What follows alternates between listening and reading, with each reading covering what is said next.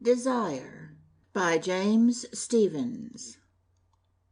He was quite excited as he told the story to his wife, and in the telling he revealed to her a depth of credulity of which she would not have believed him capable.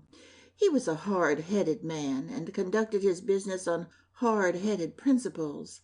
Indeed, he had conducted his courtship and matrimonial affairs in a manner which she would not have termed reckless or romantic. When, therefore, she found him excited, and over such a story, she did not know what to think.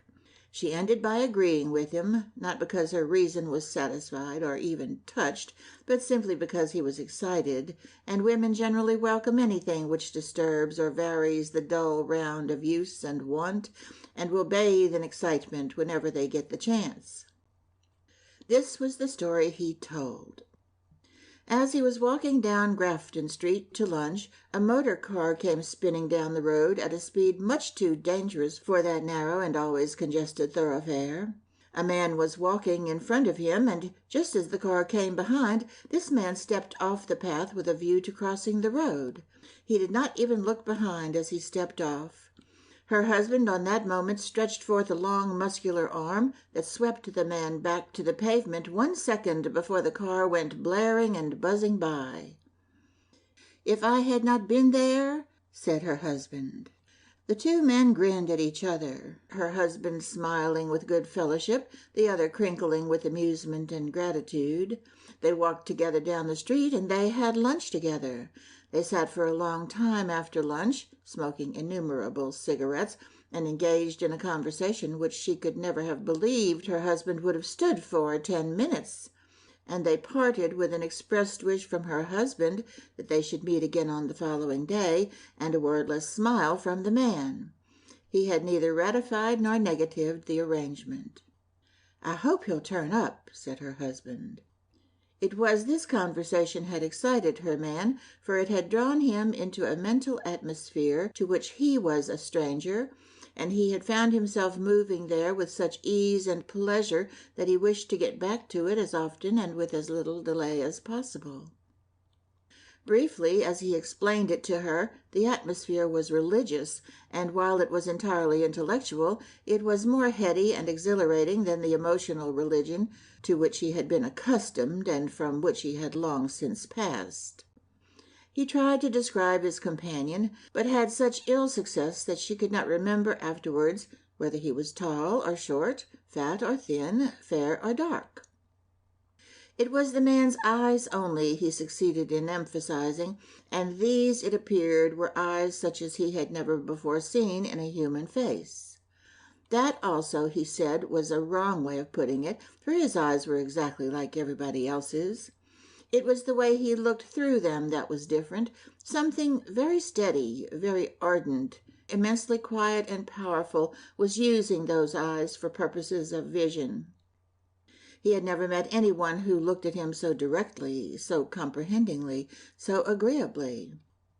"You are in love," said she with a laugh. After this her husband's explanations became more explanatory, but not less confused, until she found that they were both with curious unconsciousness in the middle of a fairy tale. "He asked me," said her husband, "what was the thing I wished for beyond all things." "That is the most difficult question I have ever been invited to answer," he went on, "and for nearly half an hour we sat quietly thinking it out and discussing various magnificences and chances in life. I had all the usual thoughts, and, of course, the first of them was wealth. I mentioned it too tentatively as a possibility, and he agreed that it was worth considering, but after a while I knew that I did not want money." "One always has need of money," said his wife. "In a way that is true," said he, "but not in this way, for as I thought it over I remembered that we have no children, and that we have few desires which the money we have already gathered cannot buy.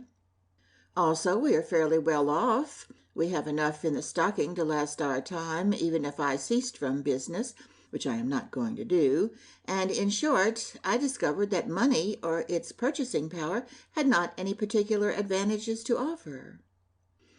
"All the same," said she, and halted with her eyes fixed on bonnets far away in time and space. "All the same," he agreed with a smile. "I could not think of anything worth wishing for," he continued. "I mentioned health and wisdom, and we spoke of these, but, judging myself by the standard of the world in which we move, I concluded that both my health and knowledge were as good as the next man's, and I thought if I elected to become wiser than my contemporaries, I might be a very lonely person for the rest of my days." "Yes," she said thoughtfully, "I am glad you did not ask to be made wise, unless you could have asked it for the both of us." I asked him in the end what he would advise me to demand, but he replied that he could not advise me at all.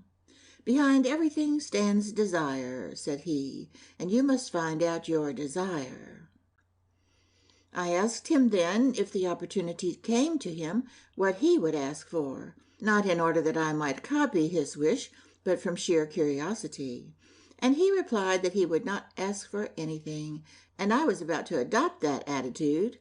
"Oh," said his wife, when an idea came to me. "Here I am," I said to myself, 48 years of age, rich enough, sound enough in wind and limb, and as wise as I can afford to be. What is there now belonging to me, absolutely mine, but from which I must part and which I would like to keep?"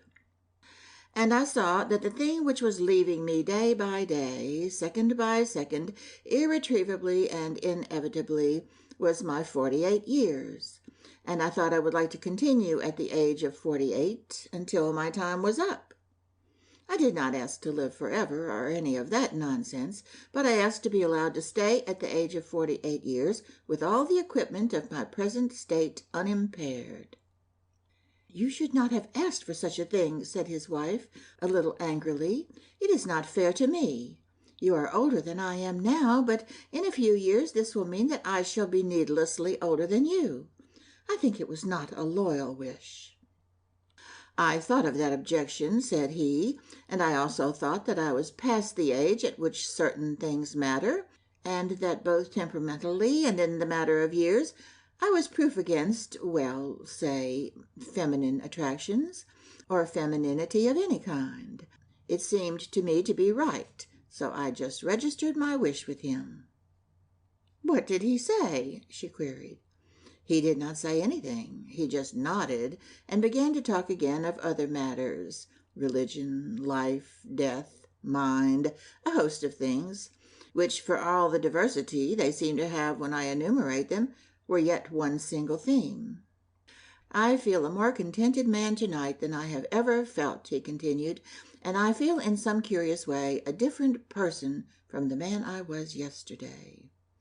Here his wife woke up, as it were, from the conversation, and began to laugh. "You are a foolish man," said she, "and I am just as bad. If anyone were to hear us talking this solemn silliness, he would have a right to mock at us." He laughed heartily with her, and after a supper they went to bed. During the night his wife had a dream. She dreamt that a ship set off for the polar seas on an expedition in which she was not sufficiently interested to find out its reason. The ship departed with her on board. For a time she was concerned with baggage and with counting and going over various articles she had brought against the Arctic weather. She had thick woolen stockings. She had skin boots, all hairy inside, all pliable and wrinkled without.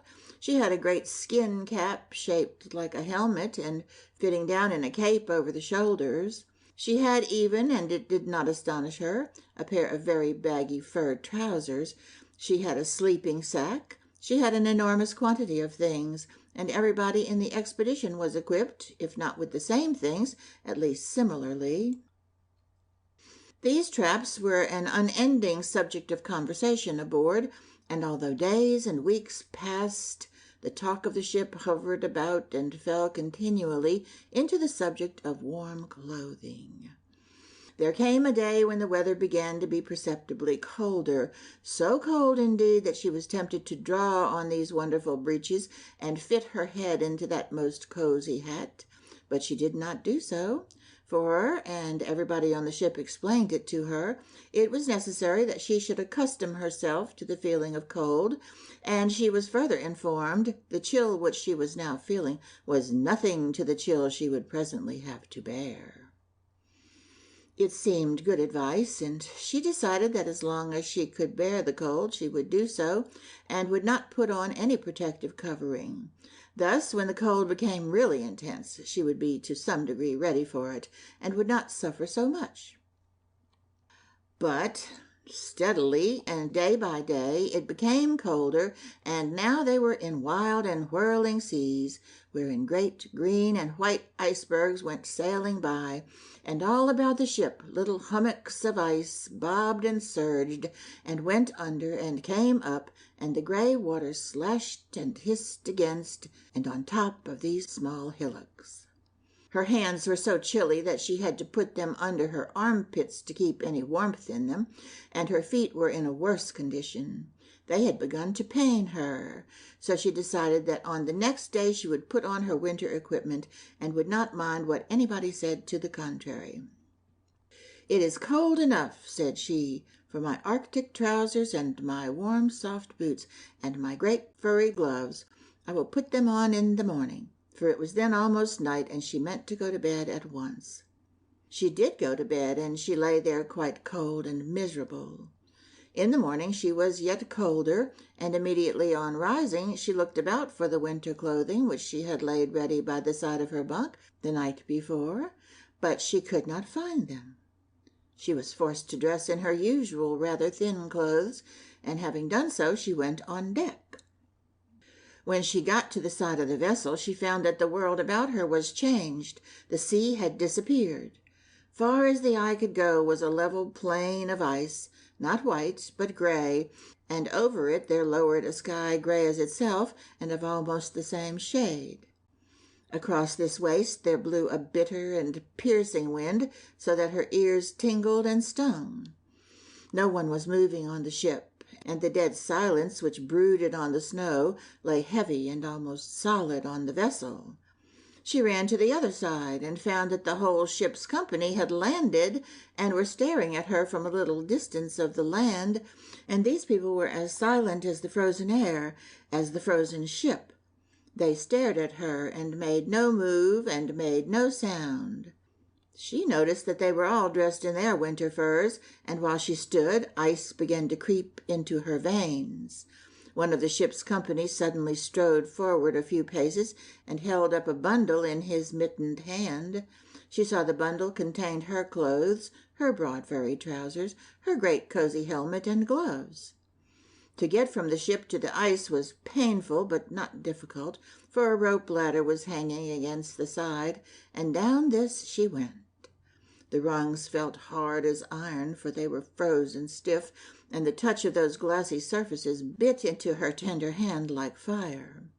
But she got to the ice and went across it towards her companions. Then, to her dismay, to her terror, all these suddenly, with one unexpressed accord, turned and began to run swiftly away from her, and she, with a heart that could scarcely beat, took after them.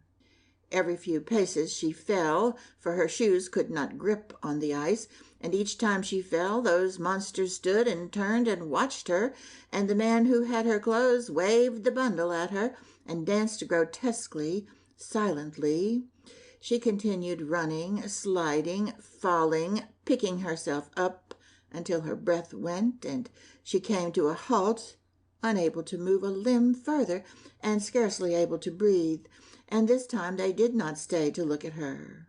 They continued running, but now with greater and greater speed, and she saw them become black specks away on the white distance, and she saw them disappear, and there was nothing left where she stared but the long white miles, and the terrible silence, and the cold.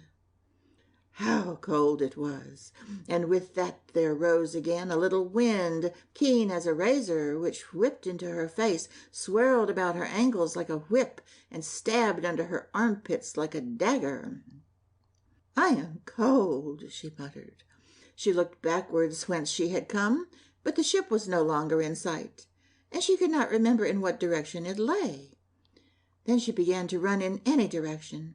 Indeed, she ran in every direction to find the ship, for when she had taken 100 steps in one way, she thought frantically, "This is not the way," and at once she began to run on the opposite road. But run as she might, she could not get warm. It was colder she got, and then she slipped again, and went sliding down a hollow faster and faster. She came to the brink of a cleft, and swished over this, and down into a hole of ice, and there she lay. "I shall die," she said. "I shall fall asleep here and die." Then she awoke. She opened her eyes directly on the window, and saw the dawn struggling with the darkness, a film of grayish light which framed the window, but did not lift the obscurity of the room, and she lay for a second, smiling to herself at the grotesque dream, and thanking God it had only been a dream. The next second she felt that she was cold. She pulled the clothes more tightly about her, and she spoke to her husband. "How miserably cold it is," she said. She turned over in the bed and lay against him for warmth, and then she found that the atrocious cold came from him, that it was he. She leaped out of the bed with a scream, switched on the light, and bent over him. He was stone dead. He was stone cold, and she stood by him, shivering and whimpering. End of Desire by James Stephens.